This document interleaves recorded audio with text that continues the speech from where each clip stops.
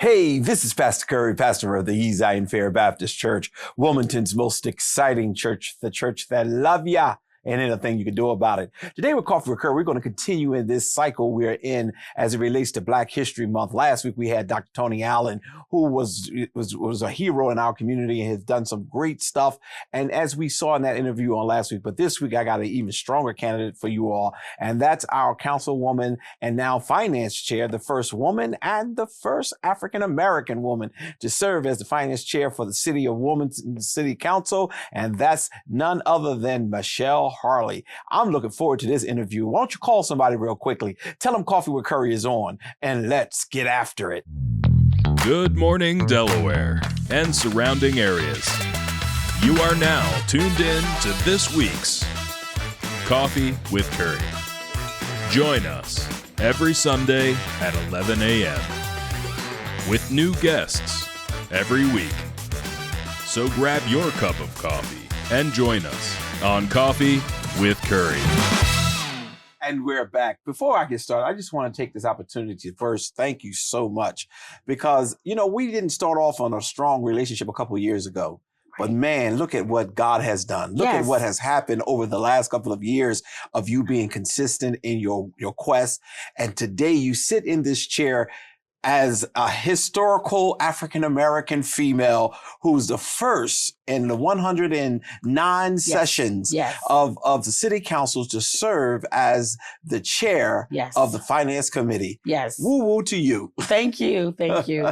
Thank you. Thank you. I appreciate that. And let me start before, as I always do with these interviews, I want to talk about family first. Sure. Because that means a lot to you. Yes. And when people hear you have grandchildren, they're going to be shocked because you don't look like you have grandchildren, like you're on your way to the university right now. Thank you. But let's talk a little bit about family and how things going now that you are retired too. Yes.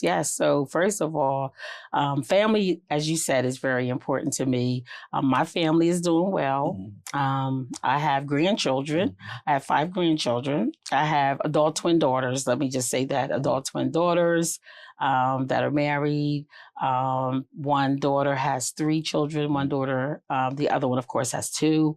My 2 oldest grandchildren are college graduates. Oh, wow. Yes, they're college graduates. And my 3rd oldest is in college. She just started in Florida. Mm-hmm. And then I have 2 younger grandsons that are 12 and 13. And they're doing very well on the honor roll. So I thank God for my grandchildren, for my children, my family. They are believers. And I always say, one of the things that is important to me, but not one thing, but as it relates to being a parent, I always felt as though we had 3 responsibilities as parents as it relates to our children. Mm-hmm. And I felt as though, in terms of making sure that they were successful, I believe making sure that they had a relationship with God. Amen. That was very important to us. Having a career and not just a job, and going to college or learning a skill allows you that opportunity to have a career and not just a job. Because a career, you can go anywhere and become employed and be employable, right? Okay. And then lastly, become a homeowner. Oh. I feel as though, with those 3 keys that you set your children up for success. Absolutely. So that has always been our goal. And so we were successful making sure the girls, have a relationship with God that filtered down to the grandchildren, college graduates, and homeowners. So I feel as though that's every parent's, but that's my goals. Outstanding. And I do feel as though with those 3, you are really setting them up for success, and they can, fly from there. So, and you've done a great job because those things have been checked off. Yes. As far as you're concerned. And speaking of your faith, I had an opportunity just a couple of weeks ago. Senator Darius Brown had his celebration of being reelected and things of that nature. And I saw your pastor; he was looking good too. Yes. So let them know what church you belong to, so they know you practicing your faith. Oh yes. So I became a member of Greater Bethel Apostolic Temple, 1981. On Father's Day, June, whatever Father's Day was in 1981. At that time, the church was called Greater Bethel Apostolic Temple. In 1999, Apostle Thomas Wesley Weeks senior. The Lord had given him a vision to do something completely different with the ministry. And the church changed its name to New Destiny Fellowship Church. So most people that have been visiting the church recently within the last 18 years, it's been New Destiny Fellowship since 1999. Mm-hmm. And so I've been a member since 1981. Wow. So that's a very long time. Yes. And being I hadn't there. even gone to college yet. Oh my goodness. Okay. So once joining the church, I immediately was, tapped on my shoulder for leadership opportunities before I realized, because back then I was in my early 20s. Okay. And so I was tapped on my shoulder for just about every leadership position in my church, mm-hmm. As time went on, mm-hmm. from that time up until I actually ran for this elected position. So I preached my initial sermon there. I got ordained there, and I served as one of the associate pastors before I actually, like I said, left to run for this elected seat. So I think I had about 3 associate pastor assignments at my church. And, and I just thank God for that opportunity, because to me, the most important thing in life to me is doing what I was created to do. Mm-hmm. And I know that I have been called to serve and called to leadership and called to educate, empower, and to encourage. And so that's why I love what I'm doing now. Yeah, and it really kind of, your life reflects that. I watched the trajectory of your life, how you talked about your church world. First, you talked about family. Yes. Then we jumped into the church world, mm-hmm. and how even in your church, you were active and you're tapped to do many things. Yes. And I think that's important. But there's something you just said that really got me, and that's good. And that is, you want to do what you were called to do. Yes. You were destined. And some people think the only calling that God has is just in the pulpit. That's correct. Yes, that was one of your callings. Yes. But also to serve. Yes. In places where voices not heard. And now you're serving as the best pastor, in my opinion, in the world, because you're able to help those who really can't help themselves in a lot of cases. Yes. The hurting, the helpless, and those that are voiceless. Yeah. Right. And so I look at my work in the community as an extension of my ministry. Mm-hmm. And as you know, they talk about marketplace ministry, mm-hmm. and marketplace ministry is the ministry outside the 4 walls of the church. Mm-hmm. And so that's how I look at what I'm doing now. It's just an extension of what I was doing in the 4 walls of the church, helping people, serving, giving them, sharing information with them to build them up, to encourage, and like I said, to educate and to empower. Like if I think about 3 words that is consistent with my life, even at DuPont, being a coach for the interns and for the co-ops that came into our department, mm-hmm. I was doing the same thing, educating, encouraging, and empowering. So that's a theme that I have seen through my life, for many, many years now. So that's what I see even in this position, internally and externally. And what I mean by internally, with the council, my council colleagues, as well as my constituency. So I have those opportunities, where they present themselves, mm-hmm. To do that, to encourage, to empower, and to educate. Mm-hmm. And I find in the community, they really there's a difference I see with the hunger and the thirst for information. Mm-hmm. It's stronger mm-hmm. in the community mm-hmm. than I really see in the 4 walls of the church. Got that right. And it's not a negative, it's not a put down. I'm just sharing a comparison mm-hmm. in terms of what I see in the 4 walls versus what I see outside in the community. And I absolutely love it because, they're hungry for knowledge, they're hungry for information. And so I'm excited and I love what I do. And I don't think about what's next, and there's nothing wrong with some elected officials that want to aspire to higher levels in government. It is nothing wrong with that. Mm-hmm. But having a career at DuPont, I've had a nice career. I've made an investment there, and I love what I do at this level. I love the city of Wilmington. And so, hey, I don't know what's next, but I'm enjoying the moment and I'm enjoying what I'm doing right now. And I encourage you to continue. While you were speaking, I thought about in church, we often say what God has for you is for you. Yes. And sometimes God's delay is not God's denial. That's correct. You know, I watched carefully for the last couple of years the city council, and the traditional way of handling city council was kind of broken. Yes. The last the 108th council, it wasn't. I'm not talking about the people, just the system. Yes. The system was broken Yes. until where the president lost all of his or her power. Yes. The council get to do what they wanted to do, and this whatever group had enough votes, that's who got to do whatever they needed to Correct. do. Many of us thought Yes. that you would have become the pro tem. Okay. Last council, because of the Yes. time you had put in, it didn't work out that way. No. I never saw you bitter. I never saw you at a place where you were angry. As a matter of fact, you became more supportive. That's true. And that speaks to, and when people are listening to you today, and while we're talking, I'm just sitting back saying, wow, you even teaching me some lessons, because again, we started out, our relationship was not the strongest relationship that one can have, but what you're saying is not just words. Right. Just in the 108th council, you could have gotten negative. You've been attacked even in that 108th council too. Yes. But you, as they say, you rock steady. You stayed the course. And even though you was denied to even serve as the pro tem, look at what God has done even in the 109th. Yes. Yes. Was there any moments before we go into your role now as the city council, the chair of the finance, which is the most powerful committee? And for those of you who are watching us, when you sit in the role of finance chair, you sit in a very powerful negotiating and role. Yes. You're beyond the president, because we don't take any power from the president.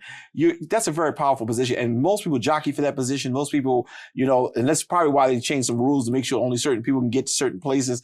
But it went back. It did.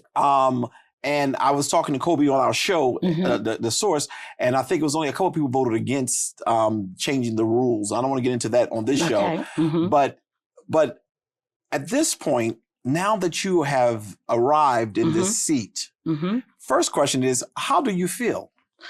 So I feel I'm excited. I feel excited. I feel excited because my main goal and purpose in aspiring to be the finance chair, first and foremost, is because I was the vice chair in the 108th session. So being the vice chair and having my hands in it a little, I realized the value that I could add as the finance chair. And what I mean by that is the finance chair has the opportunity to be on 6 to 7 boards where they have a voting seat on 6 to 7 other boards, which is on the administrative side.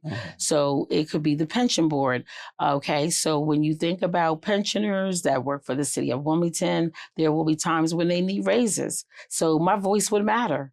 Okay, so there are, again, committees where I have a voting seat where if I want to add value, I think about where can I add the most value. So that has always been my goal to wanting to aspire to do anything as it relates to positions, not for the position and not for the money, because again, DuPont paid me well.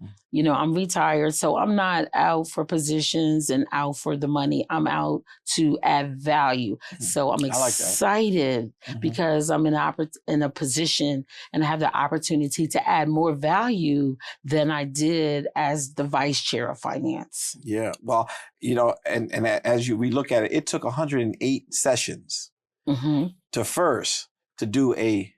allow a woman to serve.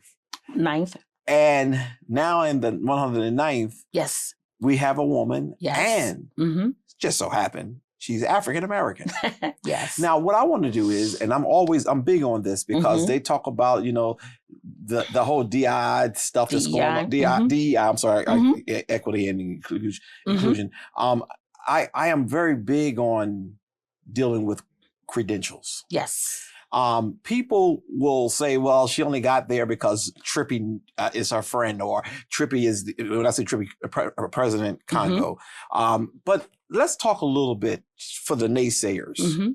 about your background. Yes.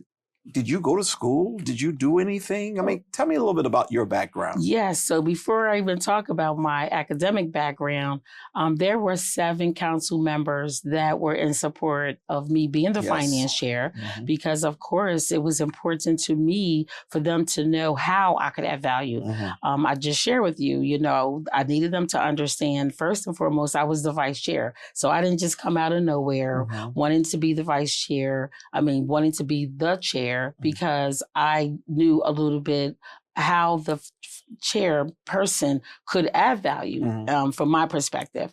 So I needed to speak to them and let them know my background. Of course, a bachelor's of science. Wait, before you go there, can I just cut you off for a second? And it's a shame that we who are in this field, Yes. the first question we ask a woman is, how are you qualified? Yes. Now, you didn't say this. I'm saying this. So if you're going to charge it to anybody, charge it to Dr. Curry, whatever you want to call me. The person who was there before you, Yes. that question was never asked and didn't even have that much time on the council. Right. But I asked that question because I know how people think. Okay. Yes. And I'm glad the way you answered it. That's why before you get into your degrees, I'm glad the way you answered it, because what you allowed us to see and hear is, regardless of what comes your way, right? You substantiate. You start off by saying 7 members of your community that you work with said, yes, she's the one. Yes. Okay. That's qualification number 1. Yes. That didn't happen last session. But I'm not asking you to I don't want you to get into trouble, because I think you're doing very good with your counsel. This time, okay, you got 7. Now, I do want to hear some of your credentials, because again, I just want to put to bed any doubt in your abilities. Yes. So let me just share some information as it relates to the responsibilities of the finance chair. So the main responsibilities of the finance chair, because the budget hearings are a part of the finance committee. So the finance chair presides over the budget hearings. The budget hearings are the hearings that fall under the administration. So in March, the mayor will share his budget address. And then after he shares his budget address, all of his lead department heads will meet with council, and we will go over, what they are proposing. So the finance chair will preside over all of those particular meetings. Also, the finance chair, as I have mentioned earlier, they are voting members on 6 or 7 boards. So these are boards that are under the administration for the most part. So to make sure that it's a balance of power. So that the mayor does not just appoint individuals on these boards and for votes to go one way. The finance chair is one of the voting members on those boards. So I think it's important for the community and the viewers listening to understand, like, what is the responsibility, of the chairperson. And then a number of the legislative pieces that come from the mayoral side comes through the finance committee, because of course, most of all the work that we do, that contracts, a lot of contracts and the business of the city comes through a legislation that has a fiscal impact. So reading is a big part. For me, it is. You got to read the legislation. You got to understand the legislation. And most importantly, the intent. What is this legislation trying to do? What is this money for? Who are these vendors? Are these vendors, have they been vetted? So the finance chair has the opportunity to make major decisions, because I have to approve the legislation to even be on the agenda. Okay, excellent. So when you think about the role, that those are the main responsibilities of the finance chair. Now, as it relates to my background, which is human resources management, however, at DuPont, of course, starting in marketing. I started in marketing, but I also spent 10 years in the finance department. Yeah. So I spent 10 years in the finance department doing risk management, procurement, fully understanding the business of how we buy, how we purchase, and how, we look at agreements and pricing and all those different things like that. Risk management, procurement, control, all of the front, middle, and back end of finance. I spent in the finance department for 10 years. Wow. So a lot of what they do on the mayor's side, so auditing, I was an ISO 9001 auditor, looking at, I didn't look at contracts, but I looked at policies. So looked at policies, looked at manuals, and looked at if an organization said this is what their process was, I would audit to make sure that they were doing what they said. So in auditing, it's a process. Yes. But in the finance position, this is also going to come into play because when I'm on the audit review committee, Right. So I can fully understand, my major nonconformances. I understand minor nonconformances. I understand audit trails. I understand findings. So I can see my experience from my career, even in marketing and the finance. And then my last leg at DuPont was the ISO 9001 auditor. And I'm also a green belt, which means I understand a methodology of how to get rid of waste. Okay, so it's a methodical system. Yeah. So I'm certified. So that I'm definitely bringing to the finance space, being a green belt certified Six Sigma candidate. So yeah, and it's funny while you're giving us all this great information, I'm thinking about one of the meetings we were in when I was trying to get a piece of property and people were shutting the doors in my face and you just was trying to say, okay, after all that is said and done, and that's the auditor, it's like, okay, after all the flair, okay, this is what we're here for. Absolutely. And it seems like you really have know how to keen in on what you need to keen in on in order to make some things happen. I see we out of time for this first session. So what I'm gonna do is we're gonna take a quick commercial break, and I'm enjoying this conversation because all too often when we have an African-American sister, or sometimes in brothers too, but sisters for definite, we want to make sure they highly qualified and they have everything right. But listen, in this situation, we got the right thing. We'll be right back.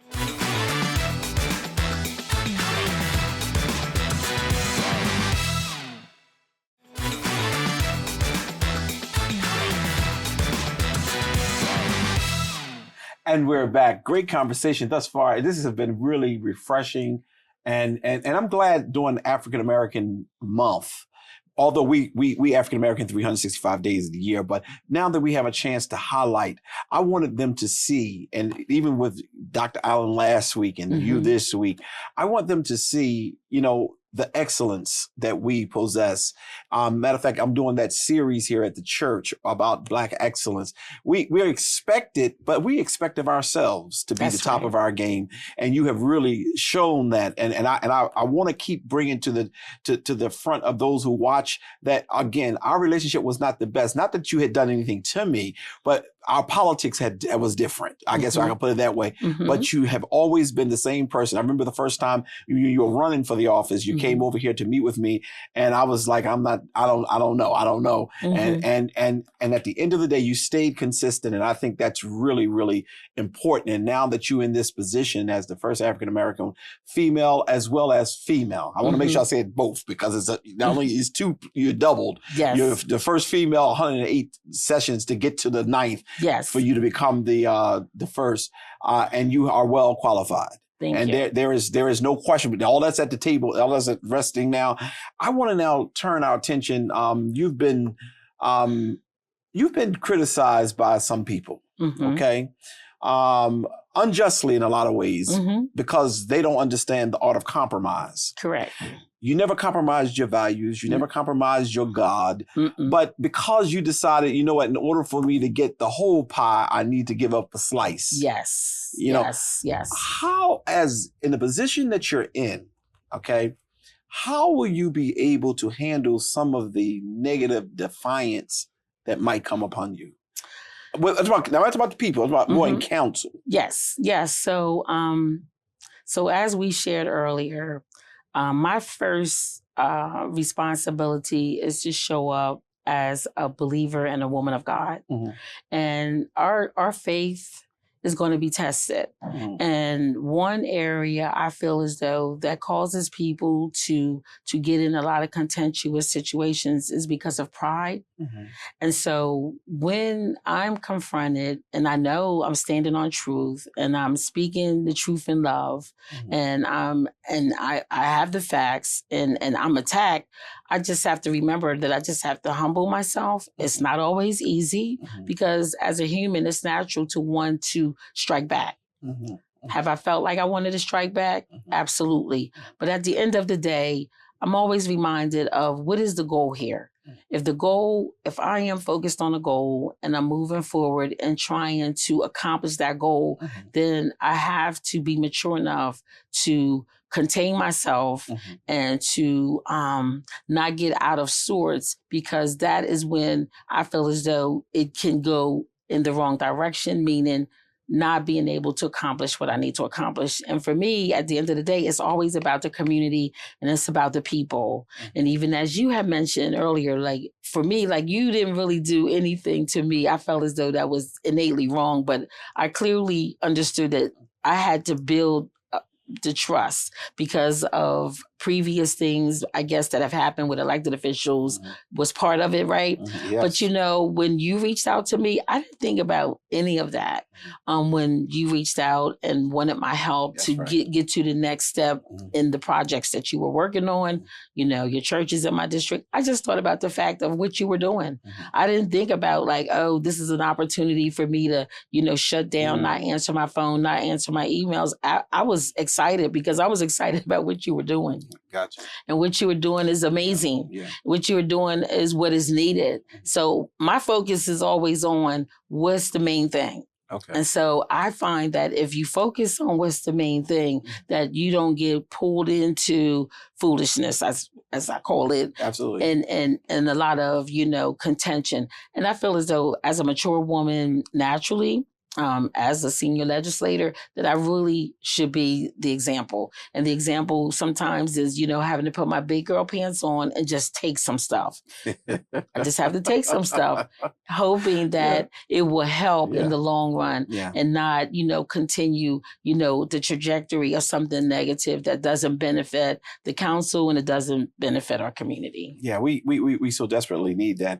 As I joke with Kobe almost every week on The Source, you know, how are y'all going to be able to survive? And he's giving off good vibes that it's going to work out this year. He's feeling the sense of unity. Yes. And speaking of that, we have a new mayor. Now, we won't go backwards because I would then get negative and I don't want to be there. But we have a new mayor. Yes. I learned of, I've known former Governor Carney and Congressman Carney, and I was always very good with him. Yes. Something happened in the middle there. I don't know what exactly it was. But then someone told me, matter of fact, his chief of staff, his current chief of staff, Sharon, called me and said, look, you need to have a conversation with the governor. And I said, no, because somebody done poisoned him against me and I ain't got time for that. Okay. And Sharon said, Curry, you need to do what's right. Right. Now, he's telling the pastor what to do, but he was right, though. And I had an opportunity to go to meet with the governor. Okay. I learned something. There are mature people in the world. Yes. Sometimes you can hang around such immaturity that you tend to think everybody is in that same zone. And when I'm hearing you talk, I'm watching that. Now, we have a new mayor. We're not going to always agree. And I'm sure you're not going to always agree. Exactly. What is your relationship currently? And what do you think do you think you'll be able to accomplish a lot with him? So well, first of all, you know, being a believer, I always look at the glass halfway full and I'm always hopeful. Yes. So I start off, you know, giving everybody the benefit of the doubt until I have a reason to change. Okay. So the new mayor is just coming on board. We have not had our first official meeting yet, but I have no doubt in my mind that it's not going to go well. I believe it's going to go well. When I read his vision, Mayor Carney put his vision out for the community, sent it out, shared it, and reading through his vision and how he is going to approach being the mayor and what he sees as the areas that need, attention, lines up with the same vision that not only myself have, but City Council. We have a strategic plan that we're working on, and how we want to approach the next 4 years. And I see it being even more collaborative. I mean, I'm just talking about the vision right now. So when I read his vision, I know what we're trying to do. I have no doubt that we are not going to be able to continue to move the city of Wilmington forward. Yeah, I have no doubt in my mind. Yeah, I really, I did read his vision as well. And I said, if we can stick to this. Yes. If we can stick to this and take the petty politics out of it, take the petty attitudes out of it, I think that the city of Wilmington will be a better place next year than it is this year. Yes. One of the things that a lot of people ran on was education. Yes. And they tried to use that as, we're going to better education. But I heard that there's some good news that there's a committee has been formed. Yes. Tell me a little bit about it. Yeah. So yes, Mayor Carney, I always keep wanting to call him Governor Carney, right? So Mayor Carney definitely feels very strongly about education. As many know, the city of Wilmington does not have a Wilmington School District. Okay, so that has been a topic of conversation for a long, long time. I personally have been involved in different committees that were talking about the education topic. We act under Dr. Tony Allen, going back to 2010. There was the PACE advocacy group that used to meet at the Christina Cultural Arts Center. And then when the We Act Commission put together the work that we worked on, which was a charge given to Dr. Tony Allen by Governor Markell at the time, which was a plan to reestablish a Wilmington School District. They put the legislation together. It was voted on the House side, but not the Senate side. So, okay, we still didn't get anywhere. So at the time, Governor Carney, since he knew that there wasn't enough votes to actually get legislation passed to get the money to establish a Wilmington School District, he came up with the Wilmington Learning Collab, which is a memorandum of understanding, an MOU, in terms of this governance board that is made up to support and advocate the children in the city of Wilmington, which includes the superintendent of Red Clay, of Christina, and Brandywine School District. And then there's a number of other people. There are parents on there. There are other educators on this particular governance board. So we have the Wilmington Learning Collab, and then we have the Lewis Reading Consortium. So that is pretty much under the state. So you have State Rep Chiquocha and Senator Lockman. I know there are two individuals that are at the front leading that particular work. So we, City Council, have been asked, what is City Council going to do? What is the city of Wilmington going to do? So we have been asked that question for many years. Right. Okay. So President Congo, I have to give him his kudos and his credit. He has been advocating to do something, the city of Wilmington do something, since I've been on council. And this is my third term. And so I've been on the council for 3 terms with Congo, but it was falling on deaf ears. He would speak on it. He would speak out about it. So finally, here we are. The Lewis Reading Consortium representatives, Lockman and Chiquocha, came to the Committee of the Whole with City Council in November. And they shared a presentation with City Council, and you could feel the urgency and the call to action for the city of Wilmington to do something. So City Council, we said, you know what, we're going to step up to the plate. We're going to do something. Excellent. So that really was the turning point where we heard that message, and I'm speaking for myself, I heard it in a different way for some reason. And I'm like, we really need to do something. So President Congo, he got the legislation drafted for us to establish an Office of Education Advocacy. So an office, which means that we are going to hire a director to be the face for City Council to go out and to meet with these other educational partners that are out there, the experts, the WLC, the Reading Consortium. You have Education Equity, Ray Jones Avery, the work that they're doing. You have Council Member Jay Street. So you have a number of educational partners and experts that are already out there that we don't even have to reinvent the wheel. I see our part as going out there to find out, hey, collecting the data. Hey, let's talk about, where are the gaps? And since the state of Delaware, they have the autonomy and the authority over education, we realize that nobody is trying to overstep our lanes or boundaries, but we're just saying, hey, we want to fill a gap.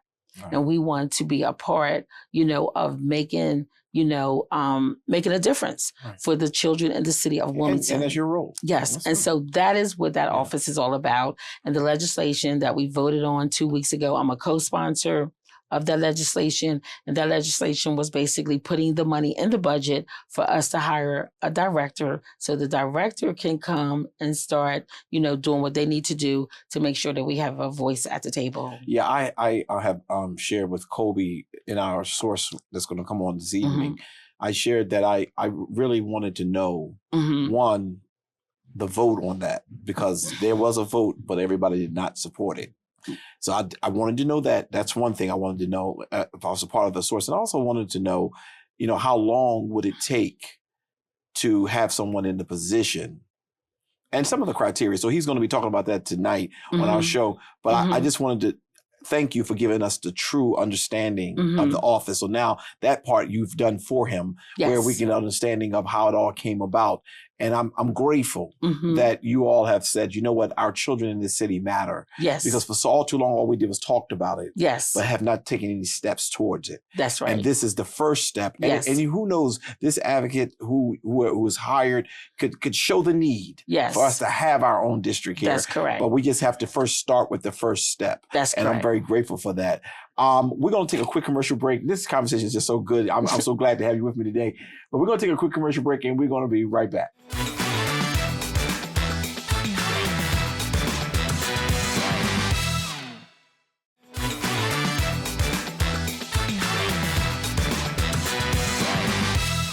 And we're back. Great conversation today. We have our councilwoman and first woman and African-American woman to serve as the chair for finance for the city of Wilmington. This is just a pleasure doing this month. And I appreciate all the conversation that we've had. And I also want to say before I go to our last part of the conversation today, I'm wearing my green. Today is Super Bowl Sunday. Eagles we just praying for them. I'm not going to say too much more because I don't want to jinx them, but I do have on my green for Super Bowl. Let me ask a question to you about what you are planning to do. Now, we've talked about your education. Yes. We talked about your readiness. Thank you. Your sturdiness. We talked about how you were able to really work with all, not just which is really unique. What are some of the things that maybe you're interested in doing with your newfound position? Okay, so for the 109th term, so I'm starting off with, so I have 6 communities that I represent. Okay. So 2 of my communities, we have done some work already. That's already in the pipeline that will continue. So Southbridge, we did the Southbridge Neighborhood Action Plan. And so I have that piece of work that is on my desk that we are working on to figure out exactly where, when I say where, meaning me as a city council, how I can work with the new administration to address some of those needs. So I got work in the pipeline for Southbridge. The East Side, they just completed their community plan as well. It's called East Side 2028.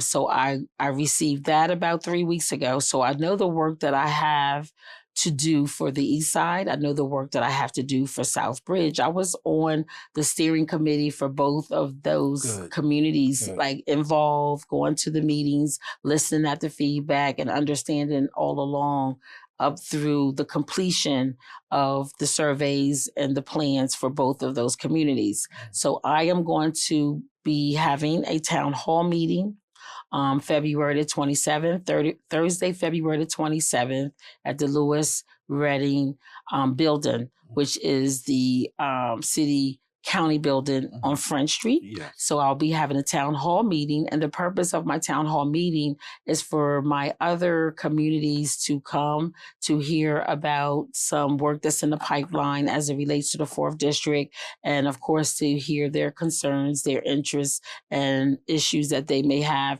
and to get an ideal. So I'm going to be asking them, what would they like to see in their communities? Would they like to see change? What do they want to see that's different? So I'm going to, from my professional experience, I understand the importance of getting the voice of the people that you're serving. So I'm doing it differently. So of course I go to civic association meetings and homeowners association meetings, individually, over the neighborhood house, over Central Baptist for the East Side, neighborhood house, Southbridge, Central Baptist for the East Side, Trinity Vicinity, Sacred Heart.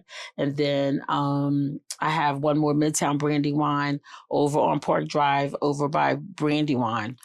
My homeowners associations, which is Christina Landon and Justice and Landon, I go to those meetings as well. But I wanted to bring everybody together. I wanted to have an opportunity, even though I go to these individual meetings, bringing everybody together, because sometimes one community may hear something that another community is talking about, but I think a town hall is the right way to go. I want to kick it off, a new term, a new year, and we have a new administration. So that's my plan. Oh, that's awesome. And it's like, even though you go to all these different meetings, now you bring everybody to your meeting. Yes. And then this get an opportunity to share directly without the other agenda items, and also hear whatever is going on. It's so refreshing also to hear you talk about the Southbridge action plan, as well as the East Side. These are the residents who have come together, and you were on those steering committees. Yes. These are the residents who have come together and said, these are some things that we would like to see happen in our community.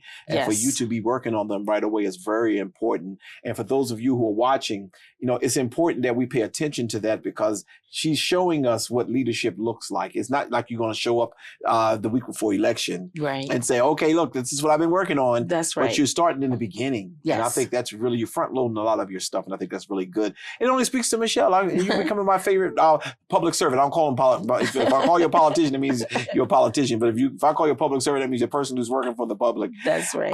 Now, you also serve on other committees. Yes. Beyond serving the 4th District. Yes.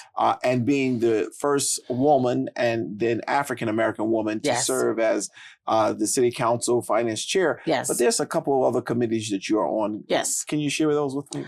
Okay, so I am, for a City Council, I chair the Finance Committee, and because the Finance Chair is assigned to 7 other committees that are on the administration side, it makes sense for me to try to reserve my energy and time, right? Because think about it, that's 8 committees. So I'm chairing the Finance Committee, and then I'm on these other committees. So I'm on 8 committees right there, okay? From the administration, it's like the audit, pension, committees from the administration. But then on City Council, I'm on the education committee. I feel as though that's going to be very important, not even knowing that we was going to end up, sponsoring the legislation for the Office of Advocacy, but it's just all working together. I just felt like, that was a committee that I wanted to be on. And we all had the opportunity to let the president know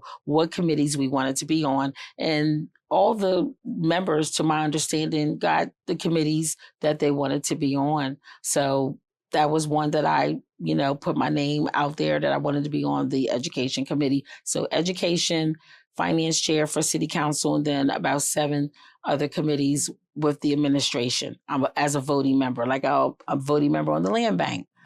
Oh, So, praise God. yes. Because I'll be coming back there a whole lot. So, let me ask you this. There's one committee that I'm always interested in knowing who's chairing it. And I didn't get a chance. I guess I was in a hurry today. But who's chairing the Public Safety Committee? Oh, Councilwoman Yolanda McCoy. Okay. Yes. All right. Yes, she's very vested in it. We were on the phone last night for a good hour talking about public safety, talking about the things that, she feels, and we, talking together in terms of like how to move it forward, ensuring the funding is going to be available for us to continue with some of these programs that we see are making a difference. So, and we are starting to see the shift. Yes. On the source, we've been watching how a lot of cases are now starting to get solved and addressed in a different way. Some of the transparency we are still working on, but it is getting much better than it was. Yes. And I think that our chief is a good guy. Yes, absolutely. And from the moment he's been hired, we've ran into some and it's just a part of disagreeing. Yes. I always say we got into a fight, but in actuality, we never got into a fight. But I think he's a good guy. I think under this leadership, he may can be a little bit more transparent. And I just wondered who will be leading that charge to ensure that they continue to get what they need, because our city so desperately need to continue to be safe. She's very vested. Yeah, okay. She's very passionate about public safety. And like I said, last night we were on the phone talking about CPSI, Community Public Safety Initiative, which was one of the ones that City Council worked with our former mayor with, the $8 million, to make sure that we was trying to address intervention and prevention. So we established the CPSI office. And so we were just talking about how we definitely want to make sure, first of all, because we do see the progress that is being made, having these hubs in those communities where they were hot spots. So we were talking about that, and and she was just talking about how we want to continue with that,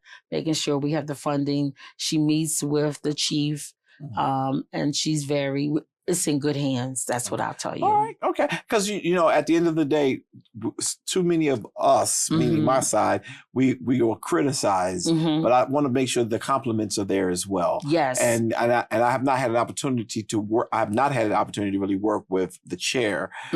Johnson, you said, not Johnson. What's her name again? McCoy. Yes. I've not had an opportunity to work with her directly, but I just wanted to make sure that if you're saying you're comfortable with it, then I'm going to have to take it off of that for right now.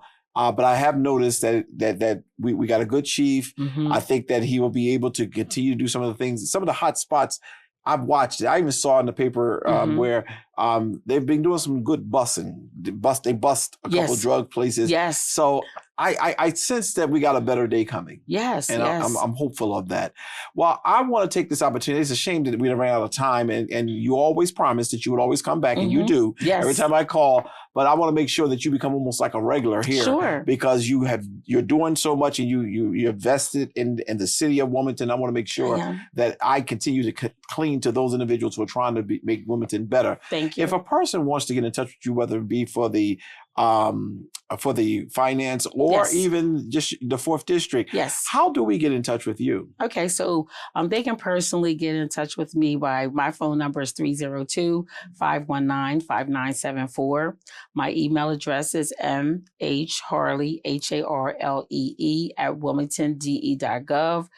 Those are my personal contact information.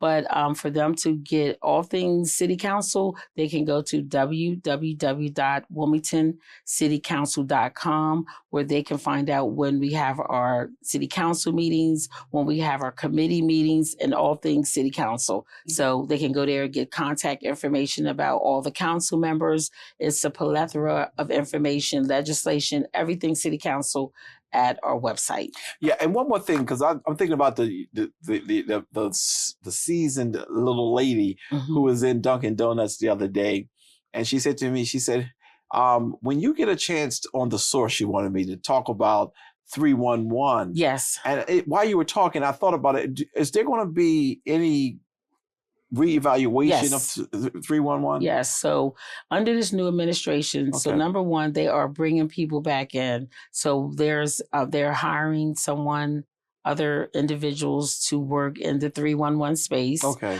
There's also going to be a director of community Thank you. engagement. Okay. So he's bringing people back on his team that's definitely going to be more community oriented. Okay. With 311, Okay. the director of community engagement. This is the first. Well, maybe previously it wasn't under the last administration. That's my point.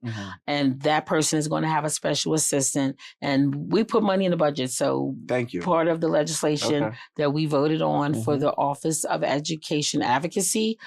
In that legislation was the money for these new positions that will definitely make an impact in the community. Okay, good, because a lot of people were concerned about that. Well, Councilwoman, first woman. Yes. Wow, first African-American woman. Yes. Harlee, it is a joy having you with us today. Thank And you. the city of Wilmington is very proud to have you as our one of our leaders in the city. And I'm looking forward to a great happy. Have a wonderful day, and thank you so much for coming by. Thank we'll you. be right back. Thank you. Clear. All right, stay right there for 1 second. I'm doing my closeout, and then we're done.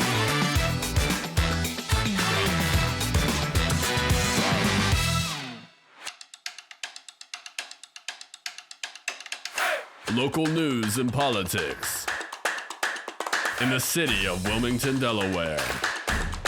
The latest headlines with your host, Dr. C.T. Curry.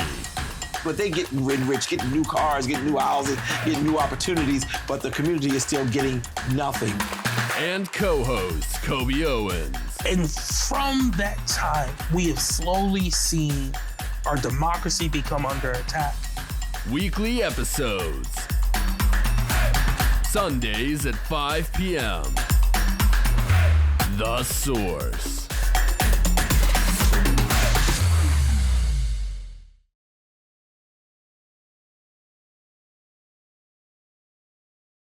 Join us live for our weekly worship.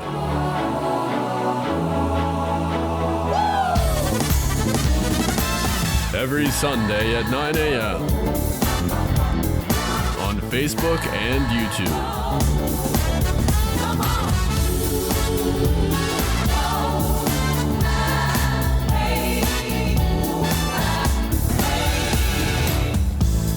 Well, Pastor, I'm doing the best I can, but I still gotta have a little Chardonnay, and I still gotta have a little this, and I gotta still sneak around. The devil is a liar. That's an excuse. Wilmington's most exciting church.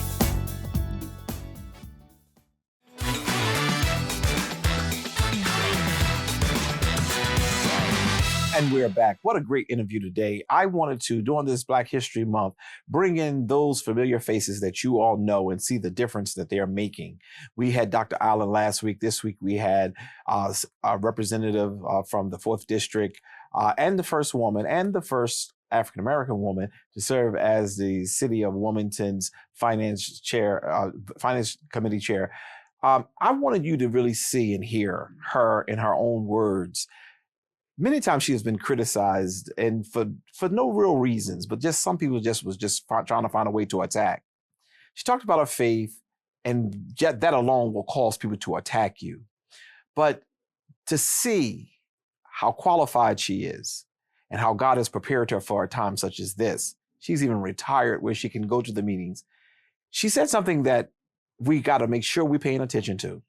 She said she enjoyed reading the legislation, because it is in the details that you find what is happening.